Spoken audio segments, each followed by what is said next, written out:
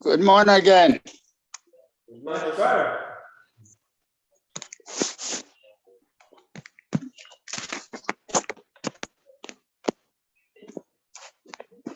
Get a little closer. I'm sorry, sir. No, I'm just saying that my phone get a little cooler. Thanks. Okay. What questions or comments do you all have before we conclude on the introductory part?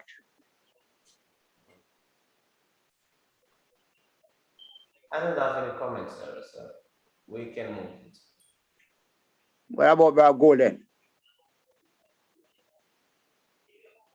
No, nothing, sir. Okay.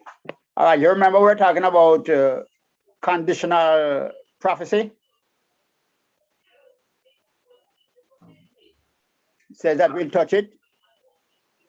That a prophecy must be true and it must come to happen. Yes, and then it says that it can be conditional also. Okay. Conditional. Give me more explanation about that, sir. All right, there's a quick one. You remember when God told Jonah to Yes, go sir. to Nineveh Yes, sir. and preach, yet in 3 days and Nineveh will be destroyed? Yes, sir. All right, and you remember went and preached and the people what? To repent. They repent and what happened? The people of Nineveh, Uh-huh. God saved them from That's the right. So instead of them being destroyed in 3 days, God spared them. Yes, sir. All right, so that's conditional. Where Oh. if you repent, if you repent, then you'll be what? You'll be free. Say. Good, you'll be free. In light of Golden, because I don't want anybody to be left behind. Yes, sir. Golden, Yes, sir. understanding, sir? Yes, sir. All right, good. Can I compare this with our salvation today, sir? If someone accepts Christ as like the prophecy is salvation, so it's conditional if someone accepts Christ in our life, in his life, and then baptized, and then it can receive the salvation. Can I put it this way, sir? Yes, man. Person, it's just like what the scripture says, he that believeth and is baptized shall be saved, he that believeth not shall be damned. But the person who doesn't believe today, but believe tomorrow, shall be saved, don't? Yes, sir. Yes, sir. So you don't believe today and you are in a damned state. So there is a condition. You have to believe. Condemnation state. Huh? So there's condition. Yes, sir. The condition is there. Okay, good. Then there's a little thought expressed here. The prophets lived before and immediately after the Assyrian and Babylonian exiles. There's threats fulfilled in exile, some of them, like in Zechariah. Promise of return fulfilled in the return from Babylon. You with me? Yes, sir. Then also the coming of Christ, first coming of Christ, beginning of the church, and all of that. And we're not going to stop to get into all of the details there. But this is one of the main reasons we are doing the prophets, so we can understand that the prophets did not just prophesy to their immediate audience. All right?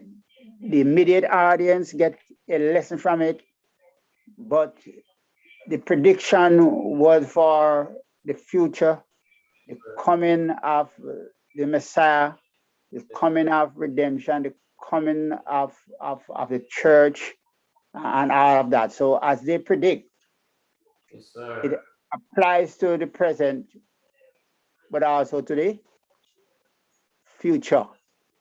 Yes, sir.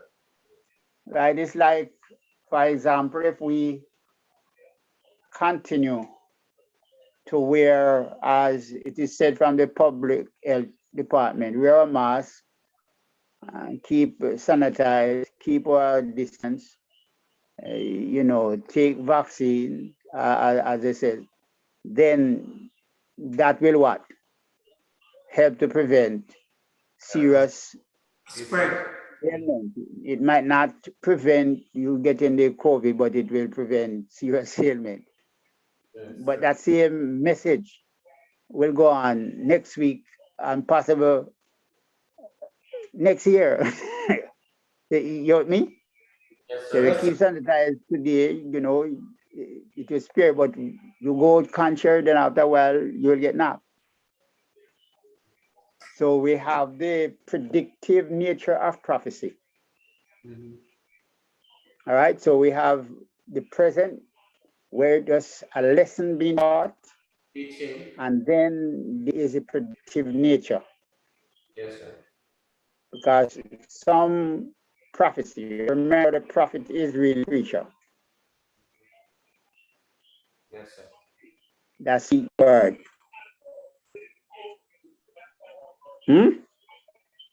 Somebody getting slow on me. What you say, sir? I said the prophet is a preacher that will speak the word of God, herald the word. So it can be for now as well as the future. It's like sometimes you get up and you present a sermon. Come back here, brother. I see the kind of thing here. You present a sermon, and the sermon was meant for that Sunday morning. But you were asked to go somewhere else and speak the next Sunday morning, and it actually works well, don't it? Sir. Because it's for people.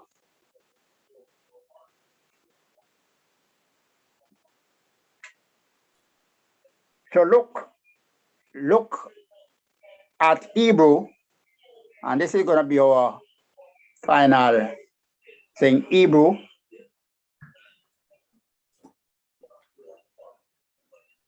Hebrew chapter 1 and 2.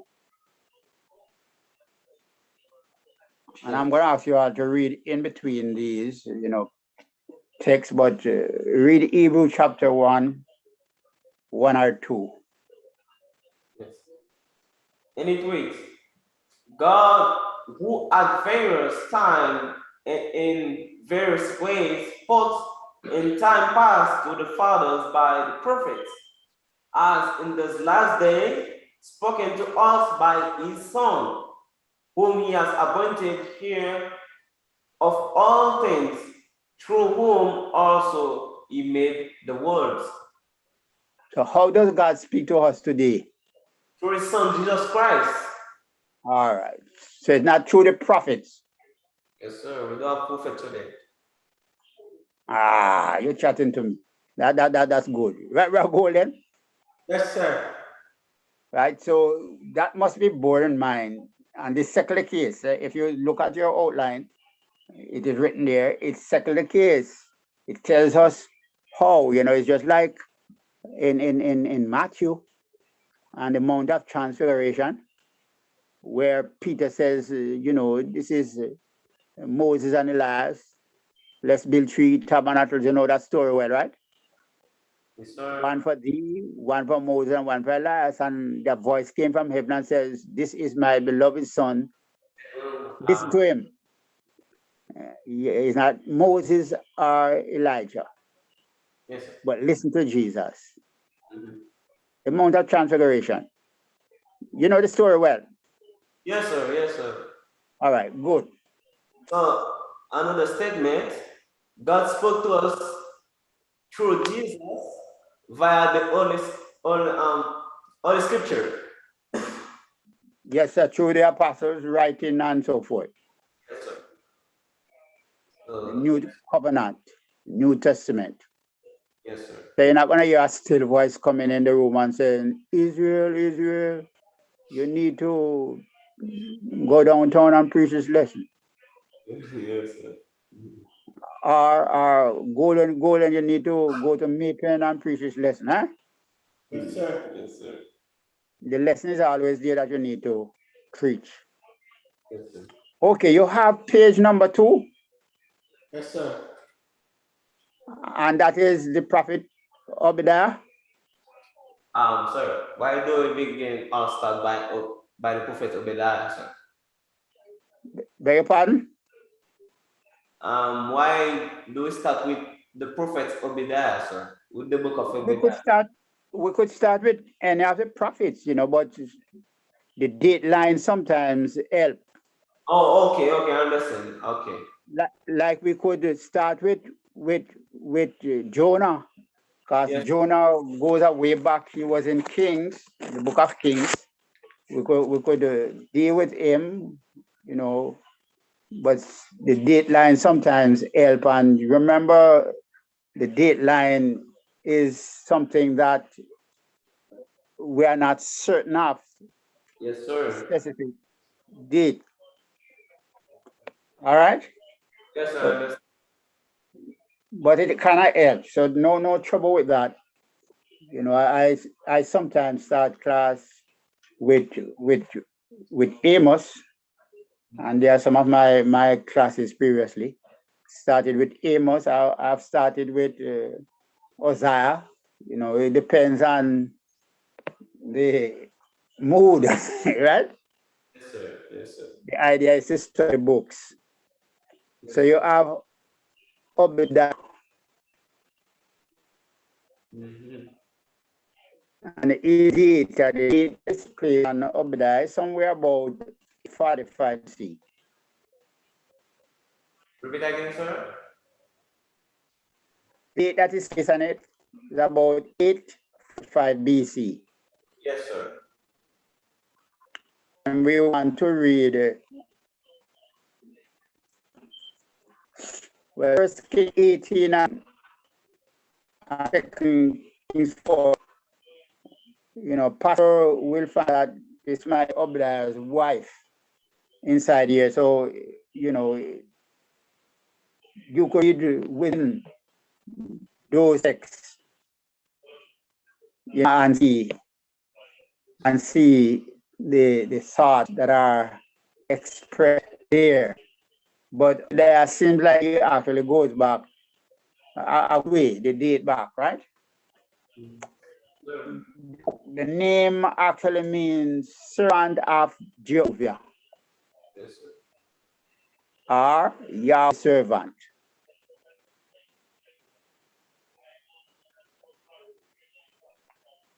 Messenger of Jehovah. Yes, sir. Minister of Jehovah. Servant, minister of Jehovah. That's the name. Some characteristics of the book that actually help to establish a date. 1, Edom is free. 2 Kings 8, 22-24. And I want us to kind of get that a little bit. We're not going to spend a lot of time, but you could turn to 2 Kings 8.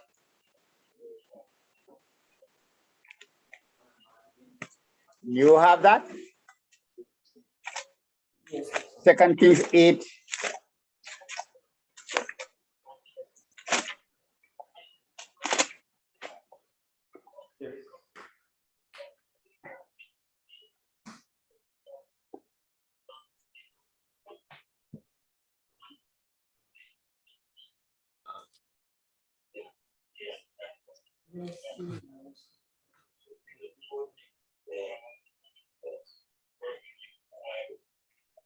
And in the days of Edom revolt against Judah authority and made a king over them.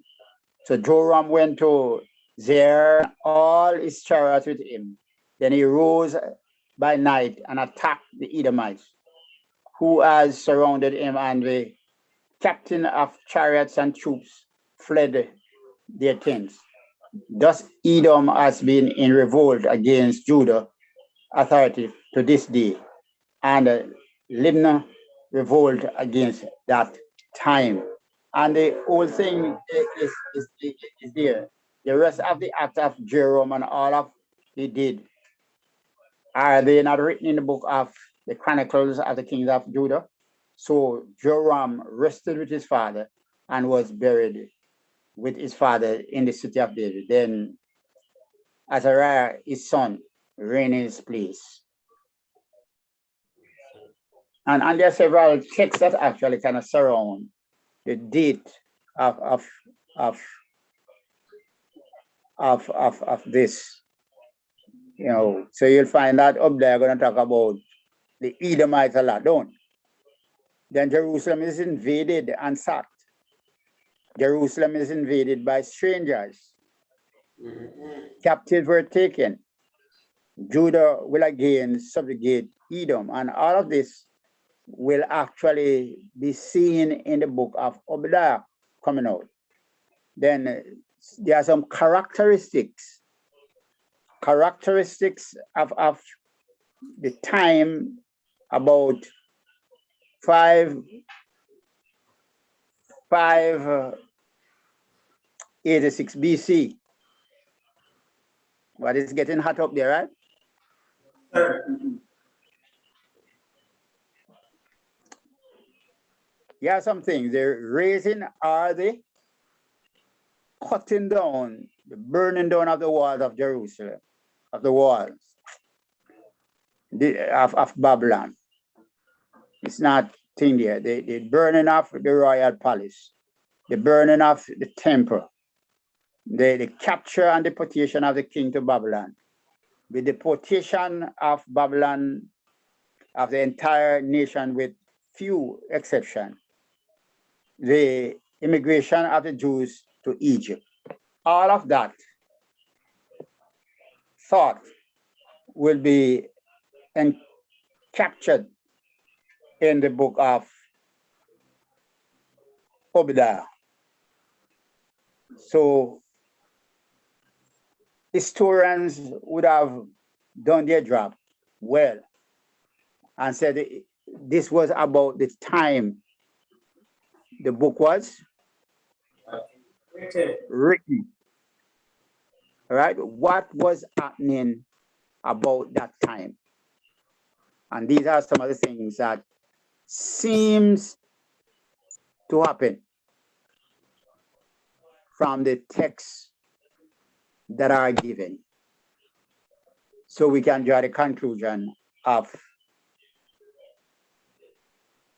the date. And timeline is very good, you know, that's why you have your birth certificate, don't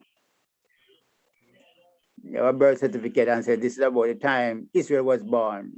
So it's about the time Golden was born. This was the time Good was born. And from that they can say, well, your mother gave birth when you were 21, and you know, so you can trace it back and say this is what transpired then. Then we have dateline, like when we say, well, none of you were born during the hurricane, but you know about the great earthquake in Port Royal. You know about the great earthquake in Haiti lately, you know, 2 years ago, right? You know, datelines.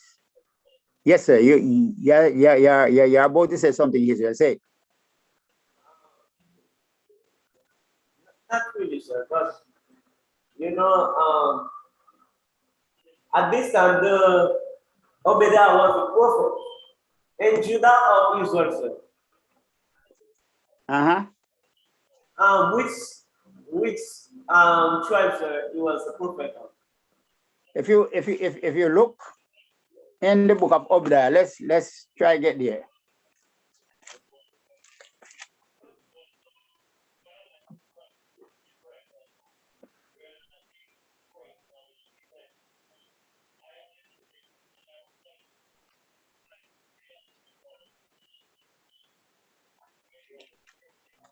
If you look in Obadiah, you're going to find out that he doesn't. I don't want to just tell you offhand. You know, I have drawn some conclusion, but it doesn't mention anything about his particular tribe. I will know that he was from Israel, and the closest we could get to there, the possibility of what transpired in 2 Kings chapter 4 and chapter 18. That's the closest we could get to thinking about his particular tribal lineage. But we know that he was an Israelite. He was an Hebrew. All right. Sir. Yes, there is 2 dates on the table. There is 8045 and 586. 8045 is the date that the book was written, and 586 it is the event that taking place in the book, sir, or the prophecy that comes to us, that comes to pass. I don't understand the 2 dates, sir. All right, here is it. There is some type of compromise. Yes, sir. All right, and what we want to bear in mind that there's a countdown. You know, a countdown, the Hebrews actually count from what? From 10 to 1. Yes. Backwards.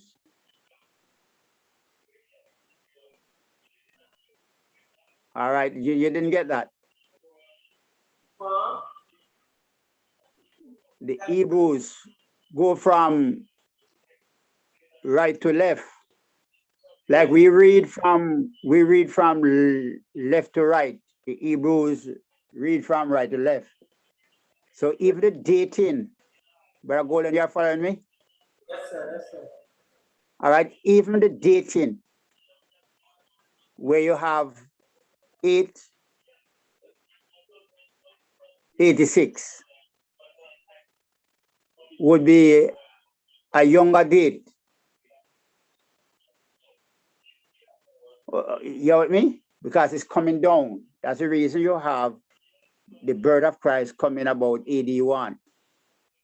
They said between 81 and 83. And some person put it to 85. You with me?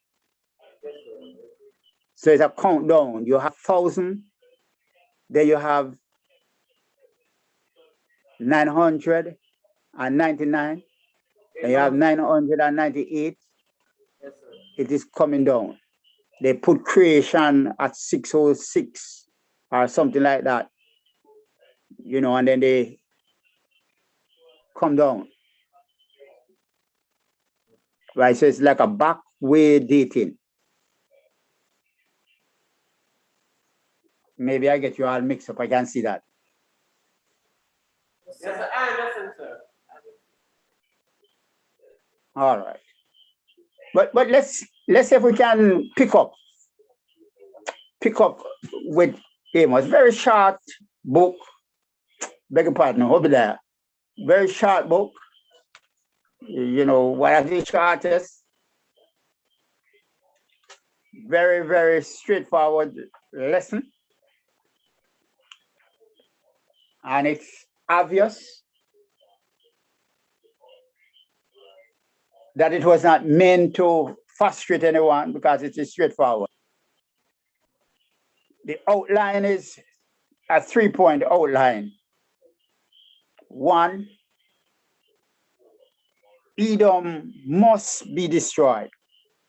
Verse 9, where it says, then your mighty men, O Teman, shall be dismayed to the end that everyone from Mount Esau may be cut off. And I want you to bear in mind, Esau here is the same Esau, the brother of Esau.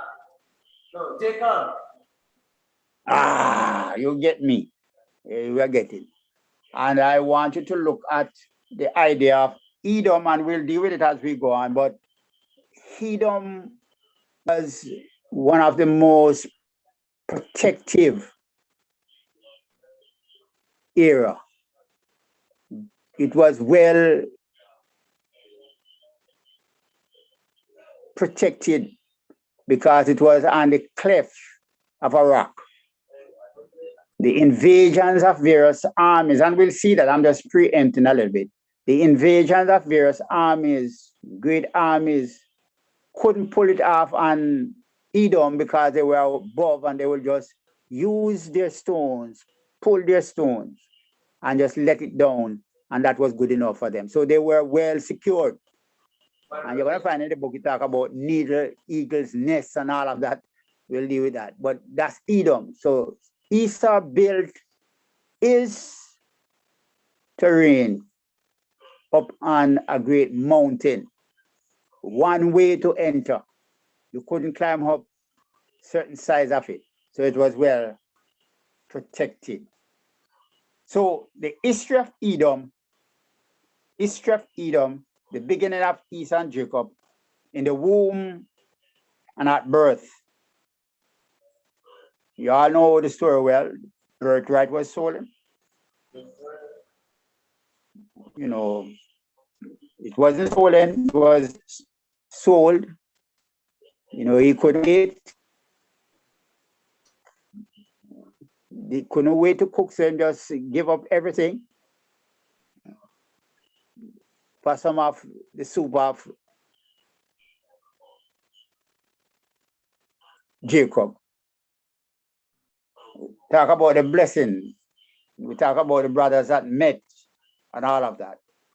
But we jump down a little bit later and close of Edom history. You'll find certain things coming through.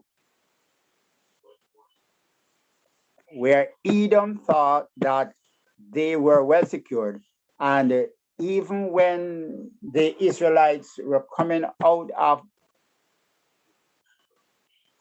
Egypt, they helped the enemies to fight against their brother, because Esau and Jacob, they are relatives, they're brothers, and their descendants are brothers. Okay? We are gonna read, and I know that it's tight, but we are gonna read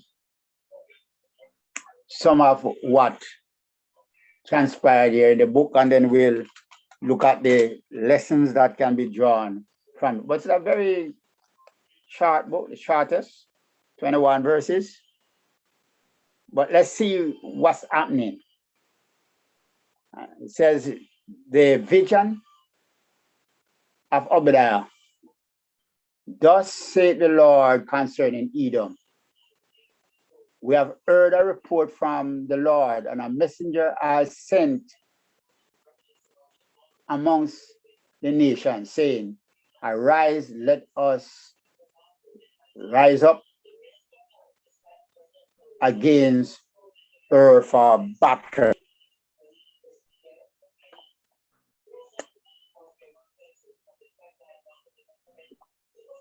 Behold, I will make you small among the nations. You shall be greatly despised. And I wanted to timely get what's happening here, the story.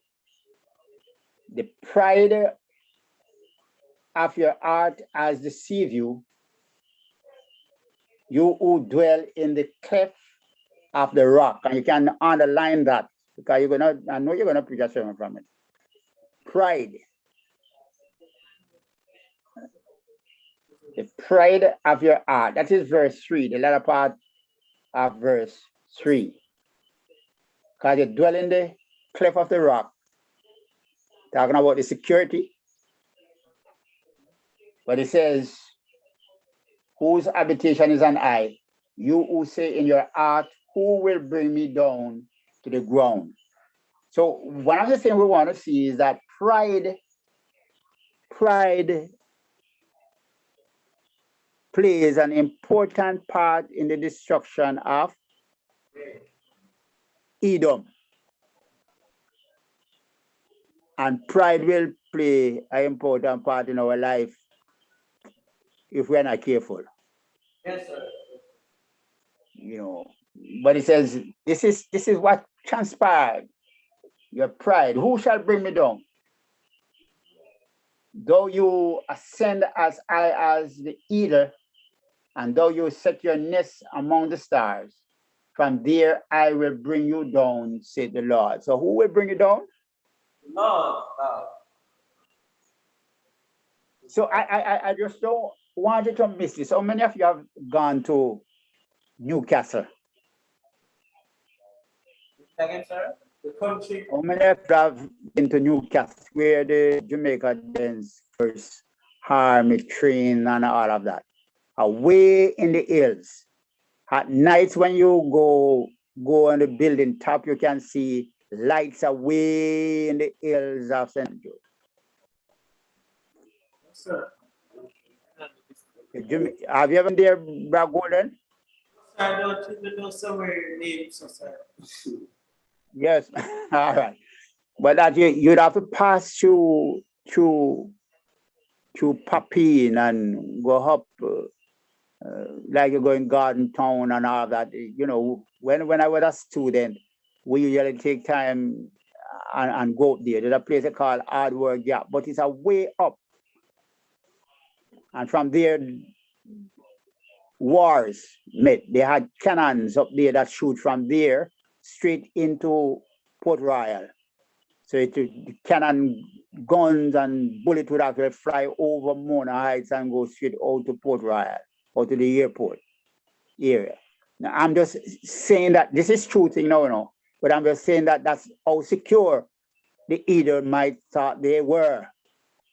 That nobody could actually come in on them.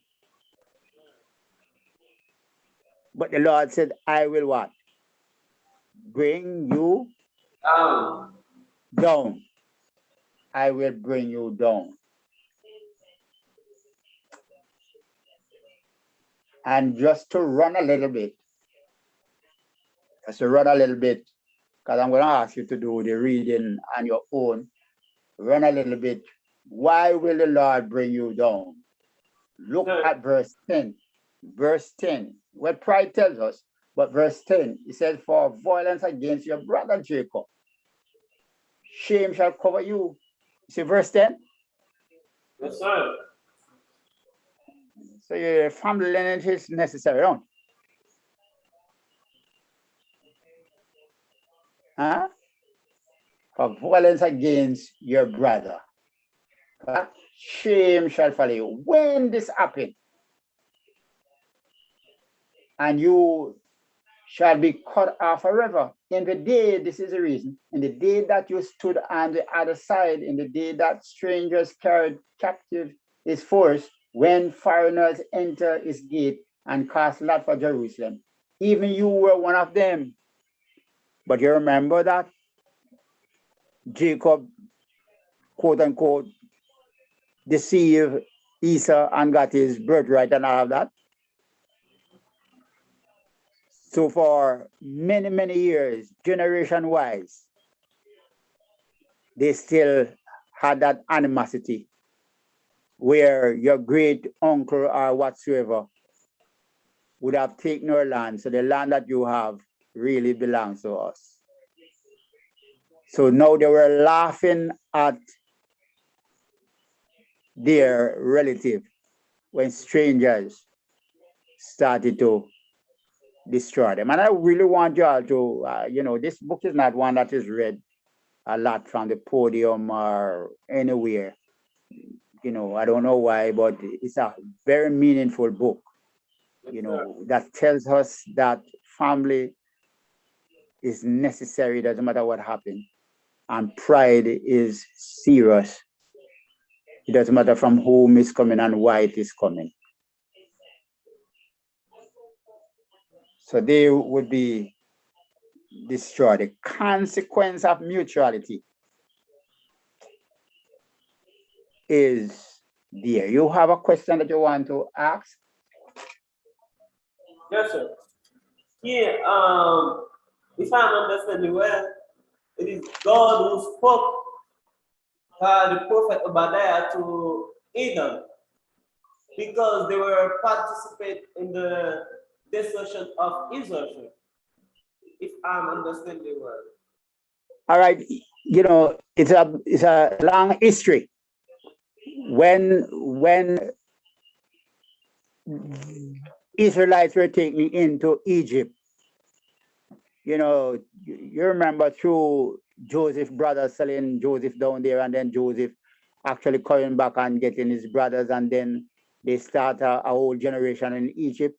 When they were coming out of Egypt, you'd have studied about the wilderness wandering. When they were coming out of Egypt, walking from Egypt, those 40 years, then the Edomites were in the hills and all of that. Then the Jebusites and the other persons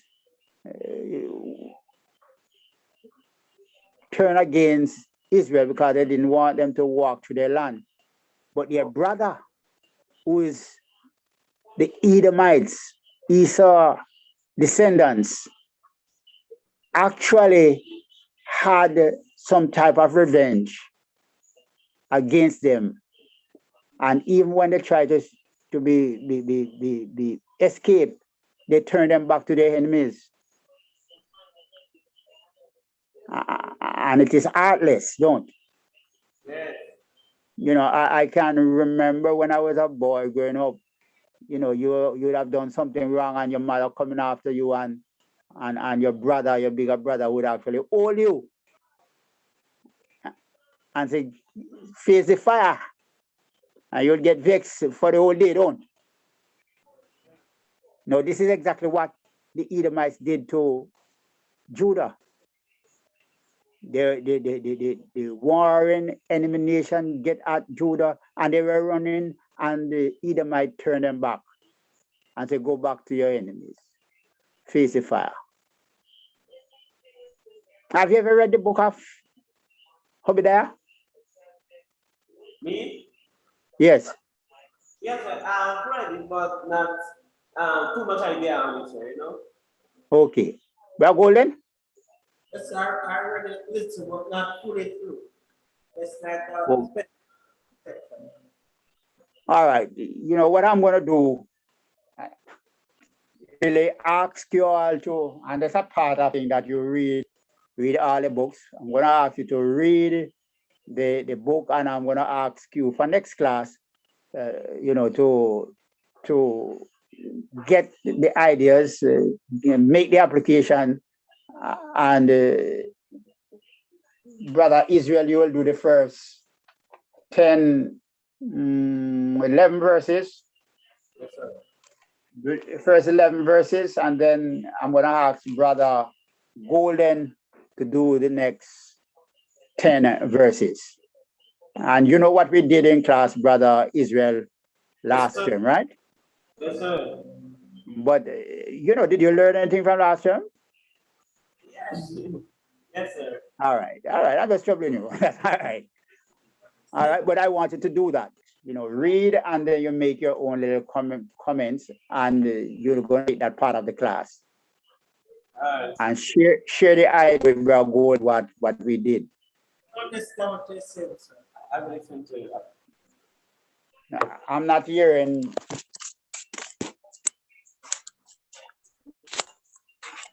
I'm not hearing. No, I was saying I didn't understand what they were saying. Okay.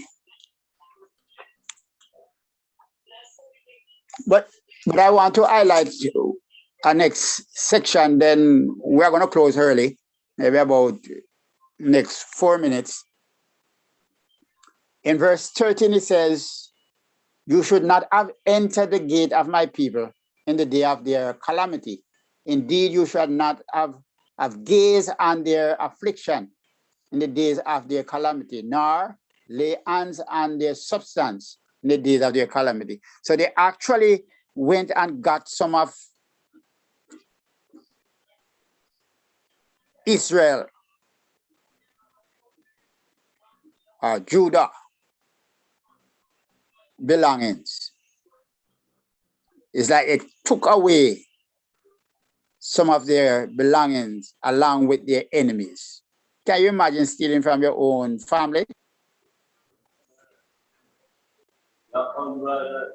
But here is it now in their heart. It's not really stealing from them, because your great-great-grandfather would have taken our father's birthright. So it must be studied in the light of Jacob, and Esau. This book must be studied in that light and what transpired before. If you're going to get the full meaning of it, it must be studied in that light. Then it says, you should not have stood at the crossroad to cut off those among who escaped. Now should you have delivered up those among them who remained in distress.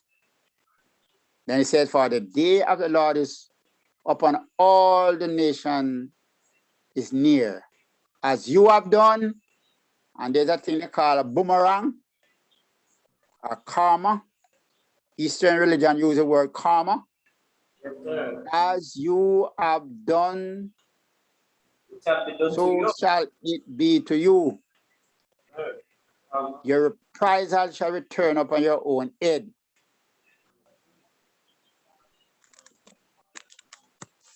Yeah.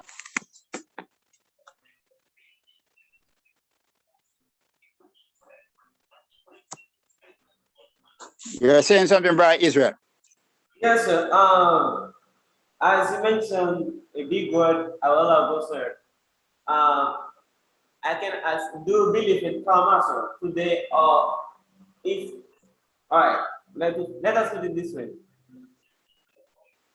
Can we believe in karma, sir, as Christian?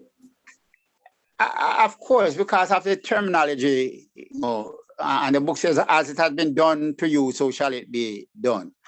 It's like, I don't know how real the boomerang is. I think it's in either Australia or New Zealand. There's a particular word you throw it and then it come back at you.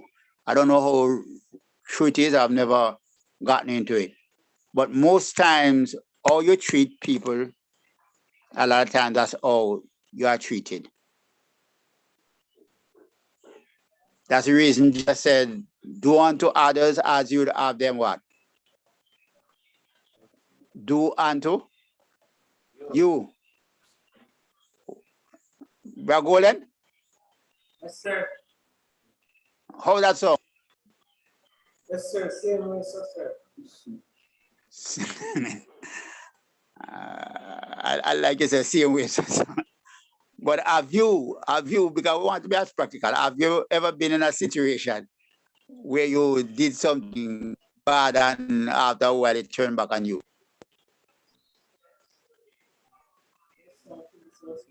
Yes, sir. Yes, sir. Yes, all of us. Don't worry, think all of us would have been there. So the book says in verse 15, you know, as you have done, it shall be done to you. Yeah, that's what it said. You remember Haman and Mordecai? Where Haman built that gallows for Mordecai to hang upon? Yes, yes. And he was on that hung on the same gallows. And his son. Yes. So the term karma might be a little thing here, but you know, it's reprisal. You know, what happened to you, what you have done to others, it will turn around on you. But as I said, for next class period, I want you all to read the book and make some personal application. And then after this, we'll be doing the book of Joel. I think you have Joel, that's lesson 3.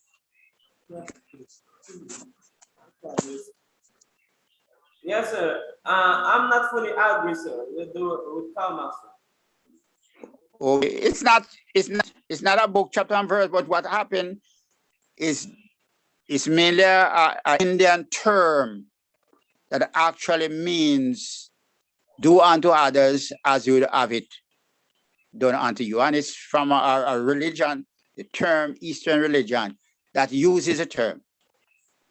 You don't have to say agree with the word karma, but you can disagree with the idea that Jesus said, what you have done shall be done to you. And would have seen it over and over in the book. You know, here we find in this book where Judah had actually cheated out on Esau. And now Judah is in what? Ants nest. Not?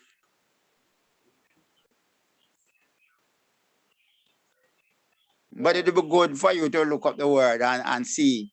You know, that doesn't say, boy, this is thing here. But you have the right to look up the word, look at the meaning, and make comparison with what the text says. You know, you'll find things in Ezekiel, Habakkuk, you know, you find things in Esther. You know, you find these situations there, you know. And sir, Yes, sir. you see in the same term is referred to in Matthew chapter 7, verse 12. Yes, sir. It says, therefore, whatever you want men to do to you, also to them. Do these to them, right? Yes, sir. For it is the law and the prophets. Yes, Mm-hmm. Yeah, man. Prospect as we are coming up. Yes. But it's the thought is expressed and rightly said. Thank you very much. You rightly said that whatsoever thing you want men to do to you, do ye also there. And Jesus actually teach that. All right? Yes, sir. Okay. We will stop for class at this point. It's roughly about 12:20 somewhere there. And I just want to know your lesson number 3, because I don't know what you all got. Your lesson number 3 would be on Joel.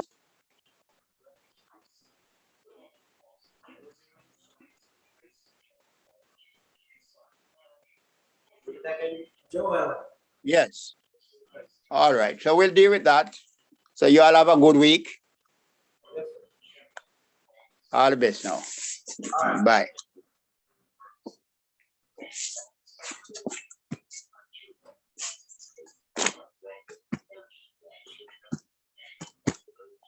It's not.